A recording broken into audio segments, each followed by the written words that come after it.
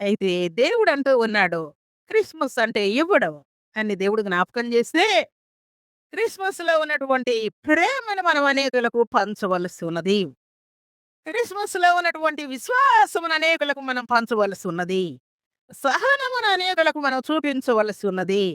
త్యాగము, తెగింపు మనం చేయవలసి ఉన్నది అని దేవుడు జ్ఞాపకం చేసి, ప్రభు సన్నిధిలో చేరిన ప్రభు బిడ్డలమైన మనం ఈ సంగతి జ్ఞాపకం చేసుకుంటే, ఎవరి హృదయంలోని క్రిస్మస్ ఆనందం వచ్చింది అప్పటి కాలంలో అనంటే, దుష్టుడైనటువంటి చెక్కయ్య తన హృదయంలోనికి యేసయ్యను చేర్చుకోగానే, దుష్టత్వమంతా తొలగిపోయి, ప్రేమ కలిగిన తత్వమొచ్చి, ఎవరికైనా అన్యాయం చేసుంటే 4 ఇస్తానయ్యా అండు. ప్రేమ పుట్టుకొని వస్తా ఉన్నది. దేవుని పట్ల భయం వచ్చేసింది. అప్పుడేమో అందరిని దోచుకుందాం, కుప్ప చేసుకుందాం అనుకున్నాడు. యేసయ్య హృదయంలోకి రాగానే, ఎవరికైనా అన్యాయం చేస్తే 4 ఇస్తానయ్యా అని ఆయన నోటితోనే క్రిస్మస్ ఆనందం అలాగున మనల్ని ఒప్పిస్తా ఉన్నది ప్రియ. భక్తుడైనటువంటి జక్కయ్య ఏమైపోయాడు? అబ్రహాము కుమారుడైపోయాడు. ప్రభు సన్నిధిలో చేరిన ప్రభు బిడ్డలమైన మన జీవితాల్లో జక్కయ్య హృదయంలోనికి యేసయ్య రాగానే క్రిస్మస్ ఆనందం ఆయన హృదయంలోనికి వచ్చేసి, అలాగే దుష్టుడైనటువంటి సౌలు పౌలుగా మార్చబడ్డాడు. క్రైస్తవులను కొట్టేవాడు, తిట్టేవాడు, హింసించేవాడు. దేవుని యొక్క దర్శన భాగ్యం కలగగానే వెంటనే పౌలుగా మార్చబడ్డాడు.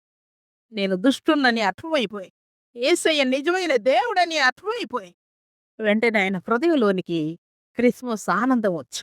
మనలో ఉన్న దుష్టత్వం వెళ్ళిపోతేనే క్రిస్మస్ మన హృదయంలో ఉన్న అన్యాయాన్ని గుర్తిస్తే క్రిస్మస్ భక్తుడైనటువంటి నయమాన్ స్వస్థత కలిగిన తర్వాత ఇంకెప్పుడు కూడా నీకు ఇష్టం లేని పనులు, కార్యక్రమాలు చేయనయ్యా.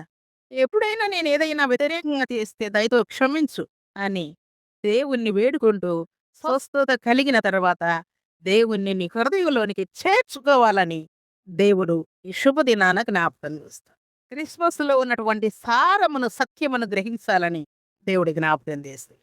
ఇవి మనం గ్రహించకపోతే, క్రిస్మస్‌లో ఉన్నటువంటి ప్రేమ మనం కలిగి ఉండకపోతే, క్రిస్మస్‌లో ఉన్న సమాధానాన్ని మనం కలిగి ఉండకపోతే, క్రిస్మస్‌లో ఉన్నటువంటి సహనాన్ని మనం కలిగి ఉండకపోతే, త్యాగము, తెగింపును మన తండ్రి ఎలాగున త్యాగము, తెగింపు చేసి భూలోకానికి దిగివచ్చాడో, ఇలాంటి పనులు మనం చేయకపోతే మనం లోకంలో ఉన్నాం.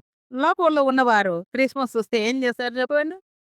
పండగొస్తే పంటకి చాలా పనులుంటాయంట. ఏం పనులుంటాయి చెప్పండి?